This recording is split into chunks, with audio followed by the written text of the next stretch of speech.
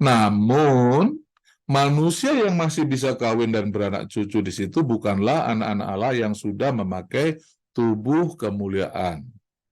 Ya, tetapi manusia generasi domba, yaitu kelompok manusia yang masih hidup ketika Tuhan datang kembali, yang kemudian diberkati Tuhan karena mereka berbuat baik kepada Tuhan dengan cara menolong saudara-saudara Tuhan Yesus, yaitu anak-anak Allah, di masa kesusahan besar. Hai, Salam. Terima kasih sudah mengklik video ini. Terima kasih juga bagi Anda yang sudah subscribe. Di video ini saya berbagi pengertian firman Allah seputar akhir zaman, segambar dengan Kristus dan keselamatan dalam Yesus Kristus. Saya tidak menggurui, saya hanya berbagi apa yang saya mengerti. Semoga apa yang saya bagikan ini menginspirasi dan memberkati Anda. Kali ini saya akan berbagi pengertian firman Allah seputar akhir zaman dengan judul Wahyu pasal 21. Allah Bapa menjadikan segala sesuatu yang serba baru. Ya, inilah babak baru dari kehidupan manusia yang serba baru, tanpa kematian, tanpa perkabungan, tanpa kedukaan, dan ratap tangis. Baiklah, kita akan segera mulai.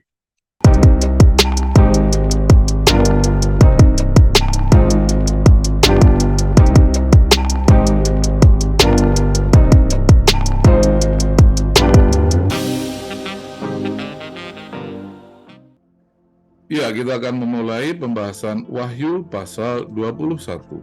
Allah Bapa menjadikan segala sesuatu yang serba baru. Kitab Wahyu pasal 20 adalah akhir dari sejarah umat manusia yang hidup di langit dan bumi lama, yaitu langit bumi yang masih kita diami saat ini. Di langit dan bumi lama itu, seluruh umat manusia menjalani kehidupan yang sedih dan pilu sebagai akibat dari adanya kematian, di mana manusia mengalami perkabungan, kedukaan, dan ratap tangis selama ribuan tahun. Sebaliknya, Wahyu pasal 21 yang akan kita bahas ini berisikan lembaran baru dari sejarah umat manusia yang benar-benar baru. Air mata dihapuskan dan maut tidak ada lagi, sebab segala sesuatu yang lama sudah berlalu. Dan Allah Bapa sendiri berkata, "Lihatlah, aku menjadikan segala sesuatu baru." Dan firman-Nya, "Tuliskanlah, karena segala perkataan ini adalah tepat dan benar." Anda bisa melihat itu di Wahyu pasal 21 ayat 5. Pertama, hal baru yang perlu kita ketahui adalah kita akan tinggal di langit dan bumi baru, karena langit dan bumi lama telah lenyap dan tidak ditemukan lagi. Perbedaan mencolok antara yang lama dengan yang baru adalah tidak ada laut. Anda bisa membaca itu di pasal 21 ayat 1. Artinya, bumi yang baru akan mempunyai daya tampung lebih banyak bila dibanding dengan bumi yang lama. Ingat ya, di bumi yang lama itu 2/3-nya berisi air, tepatnya air di lautan. Jadi jumlah lautan jauh lebih luas dibanding jumlah daratan. Nah, di langit dan bumi baru ini semuanya akan menjadi daratan, dan itu artinya bumi mempunyai kemampuan daya tampung yang jauh lebih besar, 3 kali lipat lebih besar dari bumi yang lama. Kedua, hal baru yang perlu kita pahami adalah adanya kota kudus Yerusalem baru yang dalam bentuk sudah menjadi kota akan diturunkan dari surga menjadi tempat kediaman Allah Bapa di antara manusia. Maksudnya, Allah Bapa ingin tinggal bersama-sama dengan manusia yang adalah putra dan putrinya. Haleluya. Nah, ketiga, hal baru yang perlu kita pahami adalah bahwa kota suci Yerusalem baru akan menjadi pusat kekuasaan dan pemerintahan dari kerajaan Allah, di mana raja-raja dari berbagai bangsa akan datang untuk membawa kekayaan hormat mereka kepada Raja segala raja, yaitu Tuhan kita Yesus Kristus. Hal itu tertulis pada Wahyu 21 ayat 24 sampai ayat 26. Ya, ada 3 topik pembahasan yang kita akan bahas, yaitu Allah menjadikan segala sesuatu baru, kedua, fungsi dan deskripsi kota Yerusalem baru, dan ketiga, siapa yang akan memperoleh semuanya ini. Baiklah, kita akan membahasnya satu persatu. Pertama, Allah menjadikan segala sesuatu baru.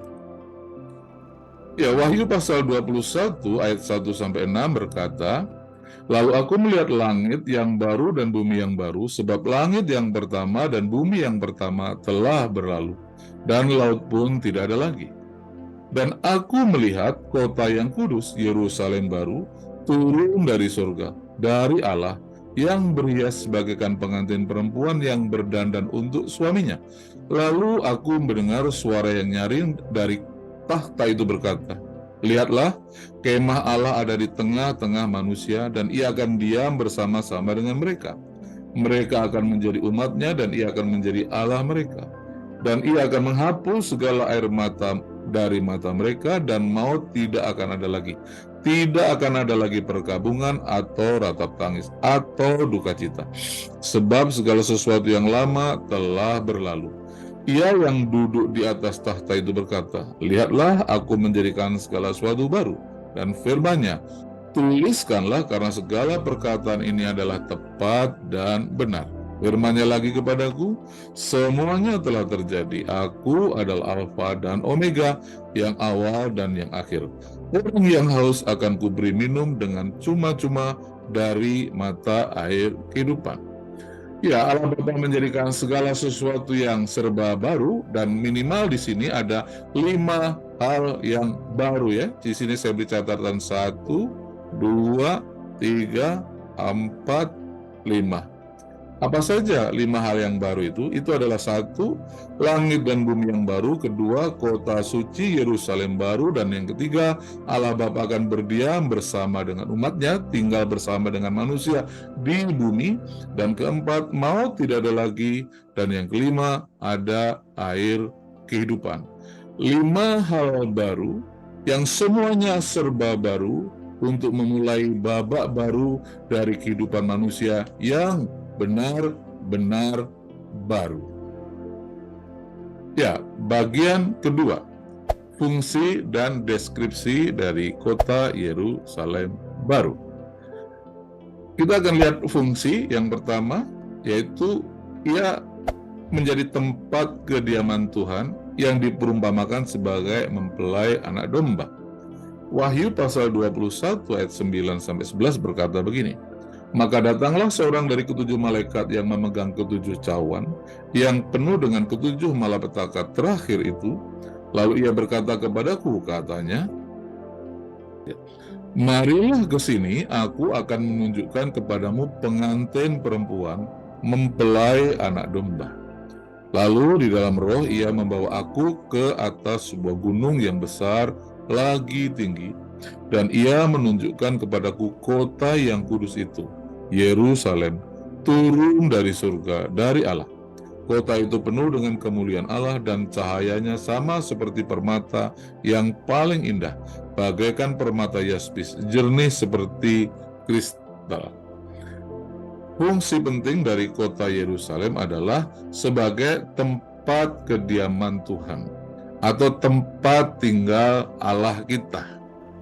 Dan karena itu adalah kota yang segala sesuatunya sudah dirancang begitu indah, begitu mulia, dan semuanya sudah selesai, maka ia diperumpamakan seperti pengantin perempuan, yaitu pengantin perempuan dari mempelai anak domba.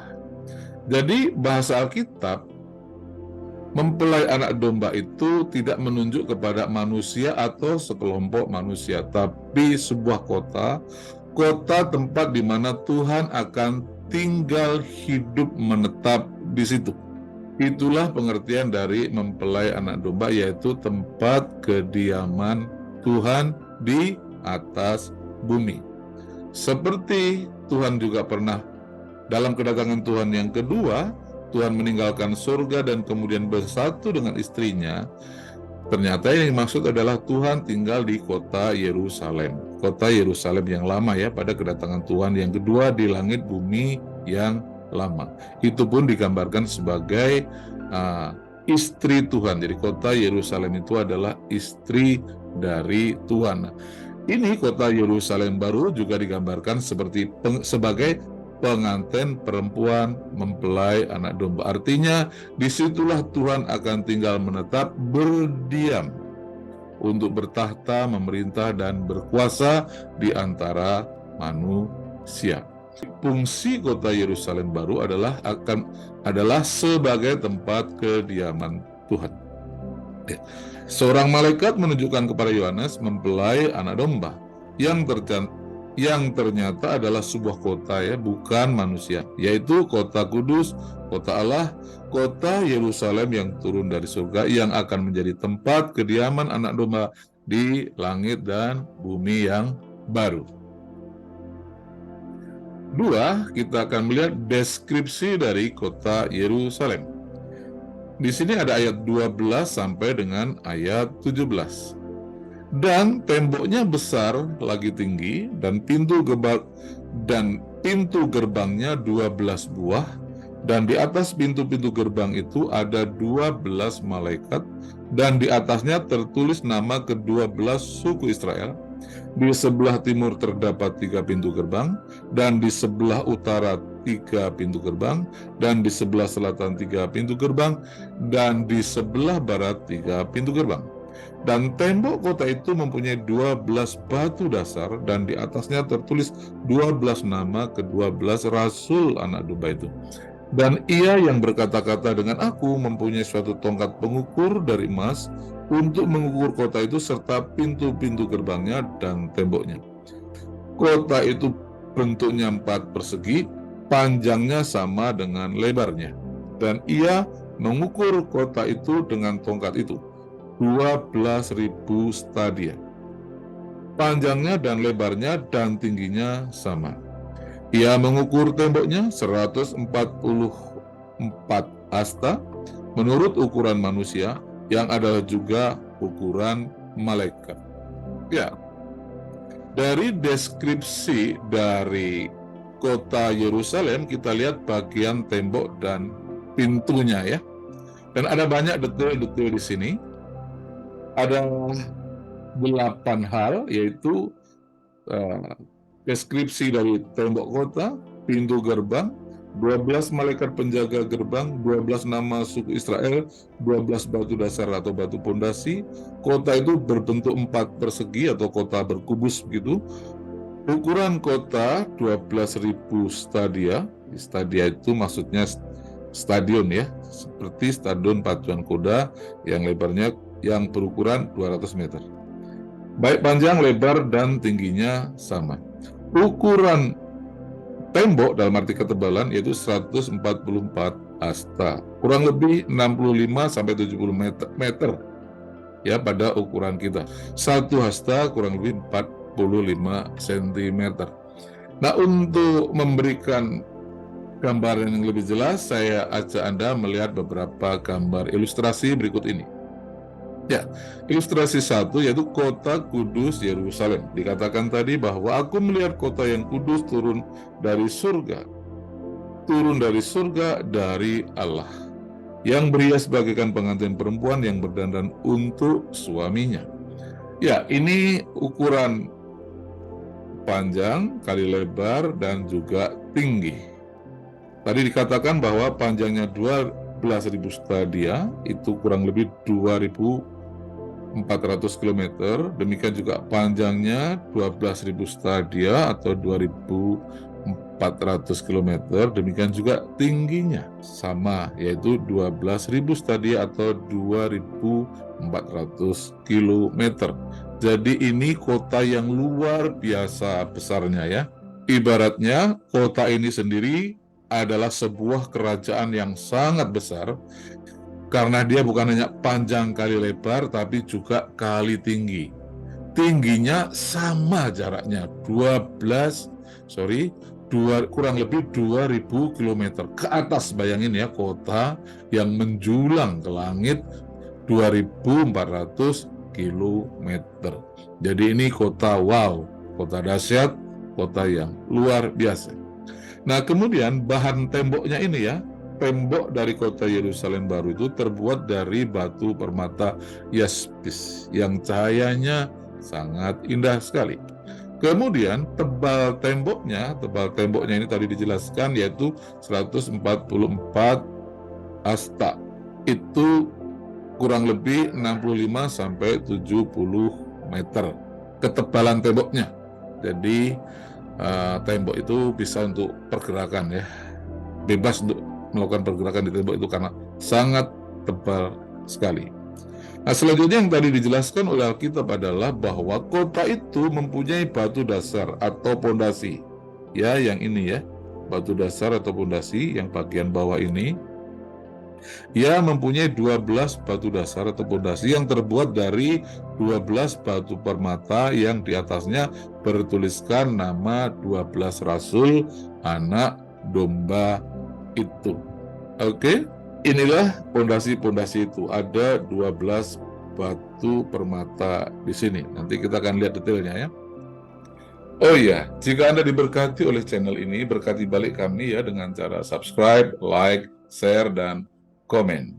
Agar channel ini terus menjadi berkat bagi banyak orang. Nah, selanjutnya kita akan lihat ilustrasi yang kedua. Ini adalah malaikat penjaga pintu. Ada 12 pintu dan di setiap pintu itu ada satu malaikat penjaga.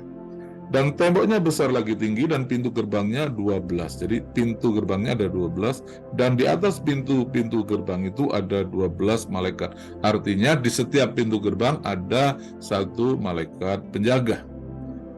Nah, dan di atasnya tertulis nama ke-12 suku Israel. Nah, apa fungsi malaikat ini menjaga di sini? Karena kota ini tidak boleh dimasuki oleh siapa saja. Kota ini hanya boleh dimasuki oleh orang yang nama-namanya tercatat dalam kitab kehidupan. Hanya orang-orang yang sudah memakai tubuh kemuliaan itu yang boleh masuk di sini. Karena ini tempat kediaman Allah Bapa. Hanya orang-orang itulah yang boleh masuk di sini. Oke? Nah, kita lihat lagi di ilustrasi bagian ketiga, tadi disebutkan bahwa di atas pintu-pintu gerbang itu ya tertulis nama ke-12 suku Israel. Jadi di setiap pintunya ada 12 suku Israel ya, ada Ruben, ada Yehuda dan lain sebagainya. Ini contoh ilustrasi saja, ada tulisan Ruben di bagian atas dari pintu gerbang tembok kota Yerusalem baru yang dijaga oleh satu malaikat di setiap pintunya itu. Oke, saya sampaikan lagi ilustrasi selanjutnya yang keempat, yaitu bahwa kota ini mempunyai 12 batu dasar ya, dan tembok kota itu mempunyai 12 batu dasar atau batu pondasi, dan di atasnya tertulis ke-12 nama ke-12 rasul anak domba itu ya. Ya, misalnya ini adalah Petrus, ini ada Andreas, ini ada Yakobus, ini Yohanes, dan lain sebagainya. Ada 12. 1, 2, 3, 4, 5, 6, 7, 8, 9, 10, 11, 12. Ini hanya ilustrasi ya, untuk memberi gambaran supaya kita mengerti sesuatu dengan lebih baik.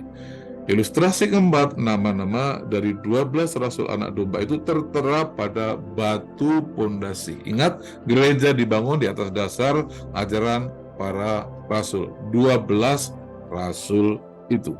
Oke? Nah, sekarang kita lanjutkan ke deskripsi kota yang ketiga, yaitu bahan bangunan kota Yerusalem. Dijelaskan di ayat 18 sampai ayat 21. Tembok itu terbuat dari permata yaspis dan kota itu terdiri dari emas tulen bagaikan kaca murni, dan dasar-dasar tembok kota itu dihiasi dengan segala jenis permata. Dasar yang pertama batu yaspis, dasar yang kedua batu nilam, dasar yang ketiga batu mirah, dasar yang keempat batu zamrud, dasar yang kelima batu unam, dasar yang keenam batu sardis, dasar yang ketujuh batu ratna cempaka, yang kedelapan batu beril, yang kesembilan batu krisolit, yang ke-10 batu krisopras, dan yang ke-11 batu lazuardi, dan yang ke-12 batu kecubung. Dan ke-12 pintu gerbang itu adalah 12 mutiara. Setiap pintu gerbang terdiri dari satu mutiara, dan jalan-jalan kota itu dari emas murni bagaikan kaca bening. Ya, kota kudus Yerusalem terbuat dari 3 bahan utama. Yang pertama, temboknya terbuat dari batu permata yaspis. Yang kemudian kota terbuat dari emas murni. Dan yang ketiga, pintu gerbangnya terbuat dari mutiara. Jadi dari kita membaca ini ya, tadi kita dapat gambaran betapa luar biasanya kota ini, kota yang mulia, kota yang dengan bahan-bahan terbaik, termahal, yang penuh dengan cahaya dan kemuliaan. Inilah kota kudus, kota Yerusalem baru yang adalah tempat kediaman dari Allah Bapa yang dirancang, didesain, dibuat dengan bahan-bahan yang berasal dari surga. Ya, ilustrasi yang kelima, supaya kita dapat gambaran ya, bahwa kota dan jalannya terbuat dari emas murni. Di ayat 21, ayat 18-21 berkata, tembok kota itu terbuat dari mata yaspis dan kota itu sendiri dari emas tulen bagaikan kaca murni. Jalan-jalan kota itu dari emas murni bagaikan kaca bening. Di ilustrasi gambar ini Anda lihat ya, ini ada yang seperti kaca ini. Nah, ini adalah gambaran dari jalan di kota itu yang bukan terbuat dari aspal atau beton atau cor-coran pasir dan semen, tapi terbuat dari emas murni, emas tulen. Itulah sebabnya ia seperti kaca, ya, begitu bening. Inilah gambaran dari kota Yerusalem yang kota itu, bagian-bagian penting dari kota itu seperti bangunan dan lain-lainnya terbuat dari emas. Jelas ya? Semoga Anda mendapat gambaran betapa luar biasanya kota yang akan menjadi masa depan kita bersama. Ilustrasi yang keenam, tadi dikatakan bahwa kota itu memiliki 12 batu dasar atau batu pondasi. Ayat 19-20 tadi dikatakan ya, menjelaskan ayat-ayat itu, yaitu ada batu yaspis, batu nilam, batu mirah, batu zamrud, batu unam, batu sardis, batu ratna cempaka, batu beril, batu krisolit, batu krisopras, batu lazuardi, dan terakhir batu kecubung. Ya, ilustrasi yang ketujuh, pintu gerbang terbuat dari mutiara. Ya, dikatakan di Wahyu 21 ayat 21, setiap pintu gerbang terdiri dari satu mutiara. Jadi ini adalah mutiara yang sangat besar sekali dan itu menjadi pintu di kota Yerusalem baru. Dan itu adalah pintu untuk masuk ke kota Yerusalem baru. Kota kudus, kota mulia, tempat kediaman Allah Bapa kita. Ya, kita lanjutkan deskripsi kota yang keempat, yaitu penerangan kota Yerusalem. Wahyu 21 ayat 22-23 berkata, dan aku tidak melihat bait suci di dalamnya, sebab Allah Tuhan yang Maha Kuasa adalah bait sucinya. Demikian juga anak domba itu. Dan kota itu tidak memerlukan matahari dan bulan tidak menyinarinya. Sebab kemuliaan Allah menerangi dan anak domba itu adalah lampunya. Jadi di langit dan bumi baru, selain tidak ada laut, juga tidak ada benda penerang seperti matahari dan bulan, sebab cahaya kemuliaan Allah Bapa itulah yang akan meneranginya, dan anak domba yaitu Tuhan Yesus Kristus adalah lampu penerangnya. Jadi kondisi kota Yerusalem baru seperti itu. Ketika Anda menengadah ke langit, Anda tidak akan melihat apa-apa. Tidak ada benda penerang seperti matahari dan bulan di zaman ini. Ya, selanjutnya, fungsi dari kota Yerusalem baru adalah sebagai pusat pemerintahan dari kerajaan Allah. Wahyu 21 ayat 24-27 berkata, dan bangsa-bangsa akan berjalan di dalam cahayanya, dan raja-raja di bumi membawa kekayaan mereka kepadanya. Dan pintu-pintu gerbangnya tidak akan ditutup pada siang hari, sebab malam tidak akan ada di sana. Dan kekayaan dan hormat bangsa-bangsa akan dibawa kepadanya, tetapi tidak akan masuk ke dalamnya suatu yang najis atau orang yang melakukan kekejian atau dusta, tetapi hanya mereka yang namanya tertulis di dalam kitab kehidupan anak domba itu. Jadi, kota Yerusalem, kota kudus tempat kediaman Allah Bapa, adalah juga tempat di mana raja di atas segala raja bertahta dan memerintah. Dan oleh sebab itu, kota itu akan menjadi pusat kekuasaan dan pusat pemerintahan di langit dan bumi baru, di mana raja-raja di bumi akan membawa kekayaan dan hormatnya ke sana. Ingat ya bahwa yang boleh masuk kota itu hanyalah manusia yang namanya tertulis dalam kitab kehidupan anak domba. Yang namanya tidak tertulis dalam kitab kehidupan anak domba tidak boleh masuk ke kota Yerusalem baru. Jadi jika Anda hari ini percaya Yesus lahir baru dan Roh Allah tinggal dalam hidupmu, berbahagialah karena namamu tercatat dalam kitab kehidupan. Jaga itu, maju dan bertumbuh dalam Tuhan, apapun yang terjadi, meskipun kita harus menderita, karena iman kita bertahanlah. Kenapa? Karena kemuliaan yang tersedia bagi kita itu dahsyat dan luar biasa. Haleluya. Nah, baik, kita akan lanjutkan ke bagian yang ketiga, yaitu siapa yang akan memperoleh semuanya ini. Nah, Wahyu pasal 21 ayat 7 dan 8 menjelaskan hal itu. Dikatakan, barang siapa menang, ia akan memperoleh semuanya ini. Dan aku akan menjadi Allahnya, dan ia akan menjadi anakku. Tetapi orang-orang penakut, orang-orang yang tidak percaya, orang-orang keji, orang-orang pembunuh, orang-orang sundal, tukang-tukang sihir, penyembah berhala, dan semua pendusta, mereka akan mendapat bagian mereka di dalam lautan yang menyala-nyala oleh api dan belerang. Inilah kematian yang kedua. Jadi siapa yang beroleh semuanya ini dijelaskan dalam ayat ini, yaitu barang siapa menang. Jadi yang tidak menang itu artinya pecundang. Nah, ini adalah daftar orang yang punya karakteristik pecundang atau pendosa. Itu orang yang terus hidup dalam dosa. Pecundang dan pendosa itu sama-sama manusia yang kalah di mata Tuhan. Dalam rangka memahami siapa yang menang ini, saya ingin tambahkan satu nats penting sehubungan dengan kita yang hidup di akhir zaman ini. Dikatakan di Wahyu pasal 13 ayat 6 sampai ayat 7, lalu ia membuka mulutnya untuk menghujat Allah. Jadi ini adalah antikris ini adalah kerajaan antikristus yang sudah dibangkitkan, dan setelah kerajaan ini dibangkitkan, maka si antikris itu pun mulai menghujat Allah. Menghujat namanya dan kemah kediamannya, maksudnya surga, dan semua mereka yang diam di surga. Dan ia, si antikris ini, diperkenankan untuk berperang melawan orang-orang kudus. Orang-orang kudus itu siapa? Orang-orang percaya Yesus yang sudah lahir baru, yang rohnya sudah kudus dan tidak berdosa lagi. Untuk apa? Untuk mengalahkan mereka. Dan kepadanya diberikan kuasa atas setiap suku dan umat dan bahasa dan bangsa. Nah, ia diperkenankan untuk berperang melawan orang-orang kudus dan untuk mengalahkan mereka.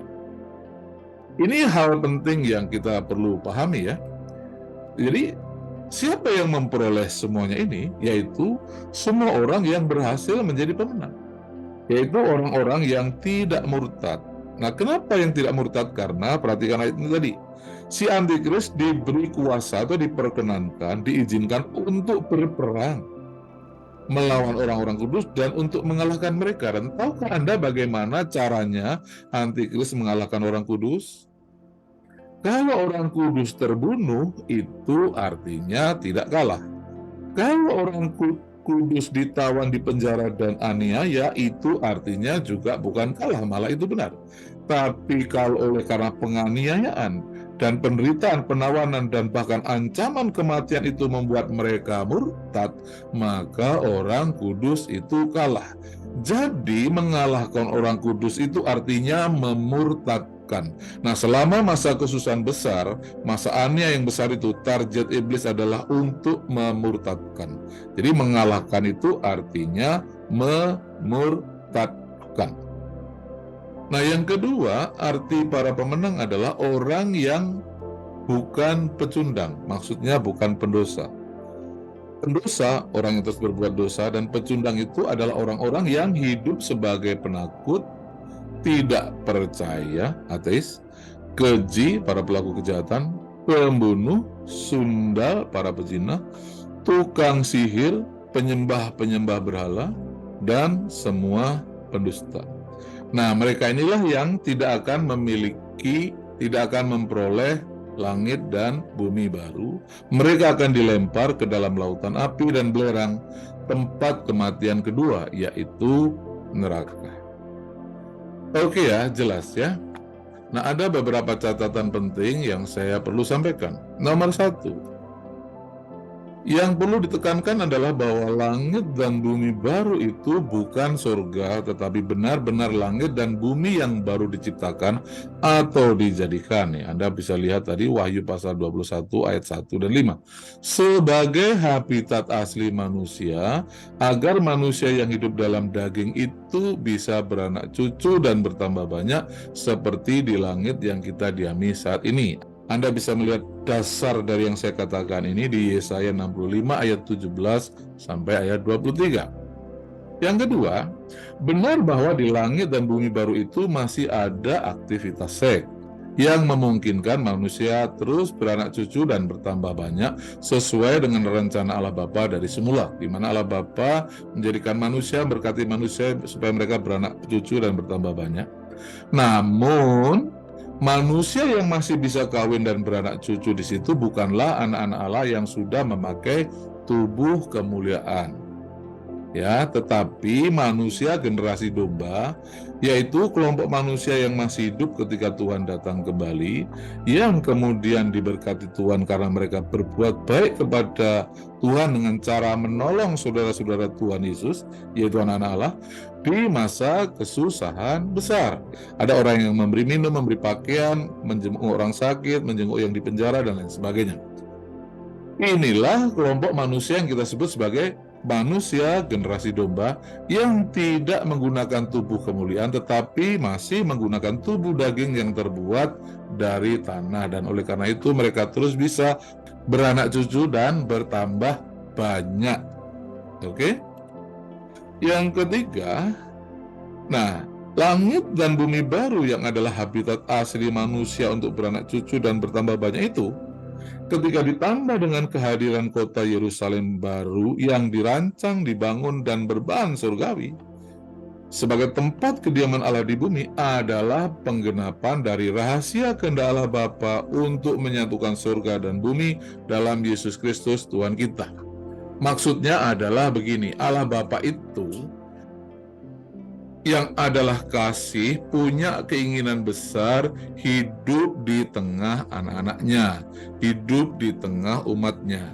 Kita semua tahu bukan bahwa semua manusia pada dasarnya adalah keluar dari dirinya. Jadi Bapa begitu mengasihi manusia dan karena itu Bapa ingin tinggal di tengah-tengah manusia. Tetapi dosa telah membuat Bapa tidak bisa hidup di tengah-tengah manusia. Tetapi setelah manusia ditebus oleh Tuhan Yesus Kristus, kemudian hidup selama 1000 tahun di bawah pemerintahan Tuhan Yesus Kristus di langit dan bumi lama, maka generasi itulah yang siap hidup bersama dengan Bapa di langit dan bumi baru.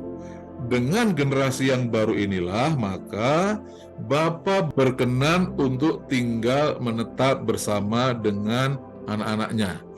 Dan yang saya jelaskan inilah rahasia kehendak Allah yang tersembunyi, yang baru disingkapkan di akhir zaman ini, yang penggenapannya ada di langit dan bumi baru, ketika surga dan bumi bertemu di dalam Yesus Kristus Tuhan kita. Amin.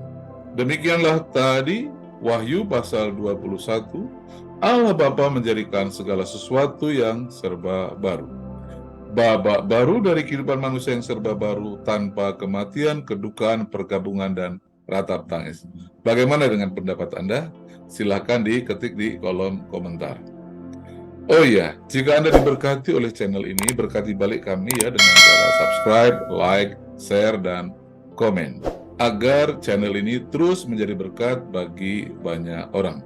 Sampai bertemu di video selanjutnya, Tuhan Yesus Kristus memberkati.